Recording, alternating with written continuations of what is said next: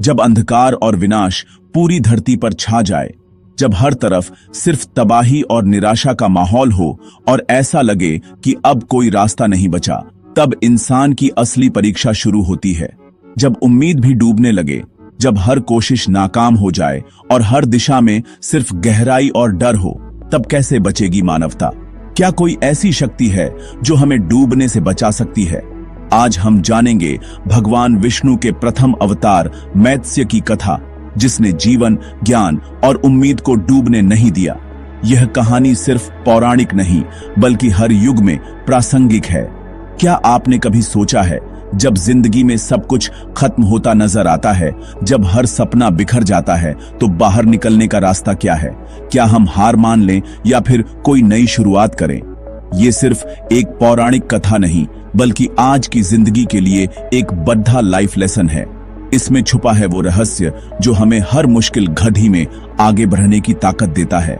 मैत्स्य अवतार की कहानी हमें सिखाती है, संकट में सही समझ, सही ज्ञान और अटूट विश्वास से हम खुद को और दूसरों को बचा सकते हैं। जब हम एकजुट होते हैं, तो सबसे बड़ी आपदा भी छोटी लगने लगती है। यह कहानी हमारे अंदर छुपी शक्तियों और उस छोटी सी उम्मीद की है, जो महाविनाश के बीच भी पनप सकती है। कभी कभी सबसे गहरे अंधेरे में ही सबसे उजली किरण जन्म लेती है। यह ज्ञान की कहानी है, जो हमें हर अंधेरे से निकालकर रोशनी की ओर ले जाती है। यह बताती है कि ज्ञान और विश्वास से हम किसी भी तूफान को पार कर सकते हैं। तो चलिए इस गहरी यात्रा पर चलते हैं और जानते हैं वो 5 माइंड हैक्स जो किसी भी मुश्किल से लड़ने के लिए जरूरी हैं और जो हर इंसान के भीतर छुपी शक्ति को जगाते हैं।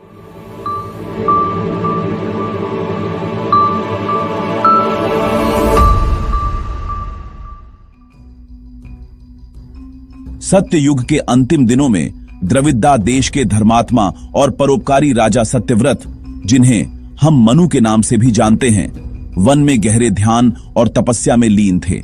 वे अपने राज्य और समस्त मानवता के कल्याण के लिए ईश्वर से मार्गदर्शन मांग रहे थे।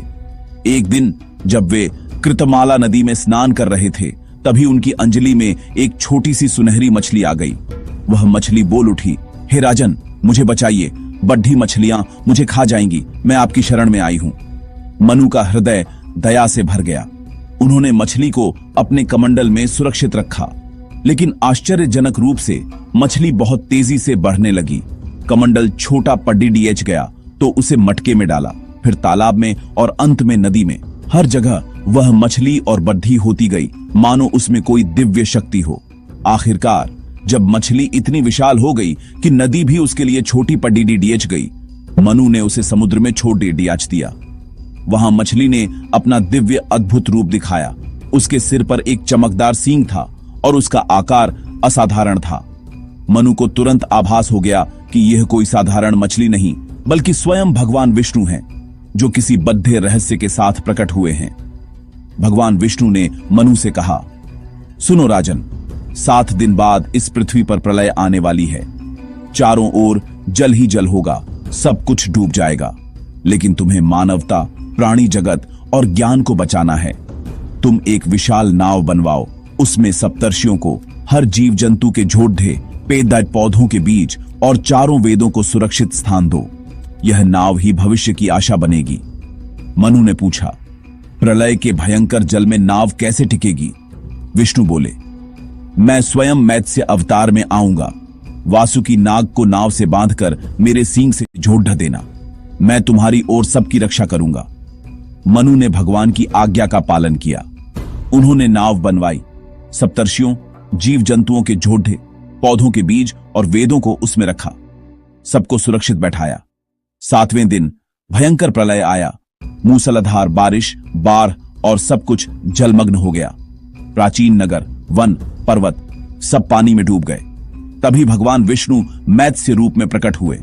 नाव को वासुकी नाग से उनके सींग से बांधा गया और जीवन की रक्षा की अद्भुत यात्रा आरंभ हुई।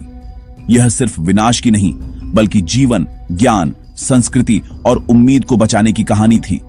मनु और उनके साथियों ने नए युग की नींव रखी। यही है मैत्स्य अवतार की असली शुरुआत, जहां एक छोटी मछली ने समूची मानवता को नया जीवन दिया।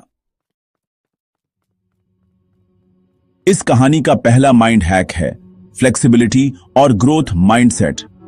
जब हम लचीले रहते हैं और सीखने के लिए तैयार रहते हैं, तभी असली ग्रोथ शुरू होती है। भगवान विष्णु ने शुरुआत एक छोटी कमजोर मछली के रूप में की, सीधा विराट रूप नहीं लिया। उन्होंने दिखाया कि हर महान यात्रा की शुरुआत अक्सर बहुत साधारण और विनम्र होती है। संदेश साफ है, हर बड़ी चीज की शुरुआत छोटी होती है। जैसे बीज से विशाल वृक्ष बनता है, वैसे ही छोटे कदम भी बड़ी मंजिल तक ले जाते हैं। परफेक्ट सिचुएशन का इंतजार मत करो, बस शुरुआत करो। हर शुरुआत में डर और अनिश्चितता होती है, लेकिन पहला कदम ही सबसे जरूरी है। मछली ने जैसे जैसे जगह छोटी पड़ती ढहती गई, बड़ी जगह की मांग की। कमंडल, मटका, तालाब, नदी, समुद्र, हर बार उसने अपने लिए नई सीमाएं खोजी और उन्हें पार किया। यही ग्रोथ माइंडसेट है। कंफर्ट जोन में मत रुको, खुद को लगातार बढ़ा करने की कोशिश करो। जब आप खुद को चुनौती देते हैं, तभी असली विकास होता है। हमारी नॉलेज, स्किल्स, जॉब सब एक समय बाद छोटी पड़ी डीएच जाती हैं। अगर हम वहीं रुक जाएं, तो आगे नहीं बढ़ सकते। जो इंसान बदलाव के लिए तैयार रहता है, वही आगे बढ़ता है। बदलाव को अपनाना ही सफलता की कुंजी है। फ्लेक्सिबिलिटी का मतलब है सिचुएशन के हिसाब से खुद को ढालना। जैसे गिरगिट रंग बदलता है, वैसे ही हमें भी समय के साथ बदलना चाहिए। क्या आप आज भी वही सोच रखते हैं या समय के साथ खुद को अपग्रेड किया है? खुद से यह सवाल पूछना जरूरी है। छोटी शुरुआत से मत डरिए, लेकिन छोटी जगह पर टिके भी मत रहिए। आगे बढ़ने के लिए हमेशा तैयार रहिए। पहला mind hack, be flexible, be adaptable. बदलाव को अपनाइए, ग्रोथ को गले लगाइए। याद रखिए, छोटी शुरुआत ही बड़ी सफलता की पहली सीढ़ी है। दूसरा माइंड हैक, क्राइसिस में कॉन्शियसनेस, यानी संकट में जागरूकता। भगवान विष्णु ने मनु को चेतावनी दी, प्रलय आएगी, तैयार रहो। प्रॉब्लम्स जिंदगी का हिस्सा हैं। मैत्स्य अवतार सिखाता है, प्रॉब्लम से भागो मत, बल्कि होश में रहो। मनु ने पैनिक नहीं किया, शांत रहकर एक्शन लिया। कॉन्शियसनेस का मतलब सिचुएशन को बिना डर, बिना जजमेंट के देखना। जब मुश्किल आए, सबसे पहले मन को शांत करो, सिचुएशन को स्वीकार करो। संकट उतना बड़ा नहीं जितना हम अपनी पैनिक रिएक्शन से बना देते हैं। आपकी नाव है, आपकी समझ, प्लानिंग, सही फैसले। दूसरा माइंड हैक, कॉन्शियस रहो, शांत रहो और सही एक्शन लो। तीसरा माइंड हैक, ज्ञान की रक्षा। भगवान विष्णु ने मनु से कहा, नाव में वेद, सप्तर्षि और जीवों के बीज रखो। विनाश के समय भगवान ने भौतिक वस्तुएं नहीं, ज्ञान को बचाने को कहा। जब सब कुछ खत्म हो जाए, तो ज्ञान ही है जो फिर से सब कुछ बना सकता है। असली संपत्ति पैसा, प्रॉपर्टी नहीं, बल्कि ज्ञान और वैल्यूज हैं। मुश्किल घाटी में काम आता है आपका ज्ञान, आपकी समझ, आपके सिद्धांत। आज के डिजिटल युग में इंफॉर्मेशन बहुत है, लेकिन असली ज्ञान चुनना जरूरी है। अच्छी किताबें तैयार हो, स्किल्स सीखो, नैतिक मूल्यों को मजबूत करो। जब विनाश का पानी उतरेगा, नई दुनिया वही बनाएगा जिसके पास ज्ञान के बीज होंगे। अपने ज्ञान के वेदों को बचाओ, यही आपको हर प्रलय से बचाएगा। चौथा माइंड हैक, रिन्यूअल और स्पिरिचुअल रिबर्थ, यानी नवीनीकरण और आध्यात्मिक पुनर्जन्म। महाप्रलय ने पुरानी भ्रष्ट दुनिया को धो डाला, नई शुद्ध शुरुआत हुई। हमारी जिंदगी में भी पुराने विचार, बुरी आदतें, टॉक्सिक रिश्ते, सबका कचरा इकट्ठा हो जाता है। आगे बढ़ने के लिए कभी कभी पुरानी चीजों को पूरी तरह खत्म करना जरूरी है। अपने मन की टोटल क्लीन अप करो।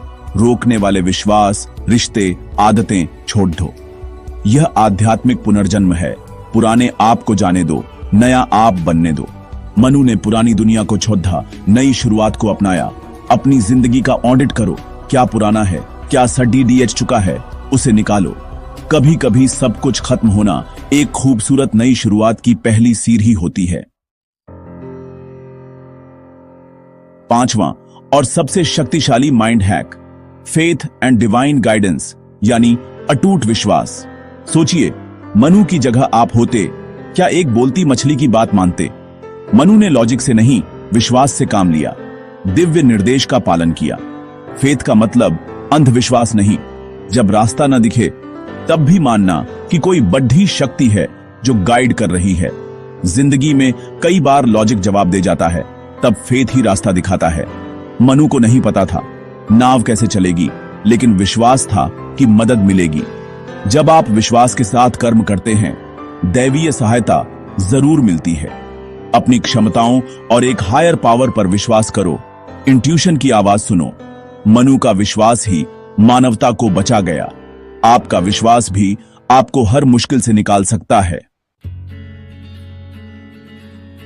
मैत्स्य अवतार की कहानी सिर्फ पौराणिक कथा नहीं, बल्कि कंप्लीट लाइफ मैनेजमेंट कोर्स है। यह हमें सिखाती है फ्लेक्सिबिलिटी, कॉन्शियसनेस, ज्ञान, नवीनीकरण और विश्वास। हर विनाश के बाद नवनिर्माण होता है, हर अंत के बाद नई शुरुआत। मैत्स्य अवतार हमारे भीतर के केओस को संतुलित करने का तरीका है। जब भी मानसिक बाढ़ आए, कॉन्शियस रहो, विजडम को संभालो और अपने भीतर के मछली अवतार को जगाओ। याद रखिए, आपकी जिंदगी की नाव आपके हाथ में है। अगर आपके पास ज्ञान के वेद हैं और विश्वास का लंगर है, तो आपकी नाव कभी नहीं डूबेगी। इसी विश्वास के साथ मिलते हैं अगले वीडियो में एक नई कहानी और नए माइंड हैक्स के साथ। अगर यह कहानी पसंद आए तो लाइक करें, शेयर करें और कमेंट करें। मैं अपने जीवन की बाढ़ में भी ज्ञान और फेथ को बचाऊंगा। सब्सक्राइब करें माइंड हैक्स हिंदी चैनल को, जहां कहानियां बनती हैं। Mind tools. धन्यवाद।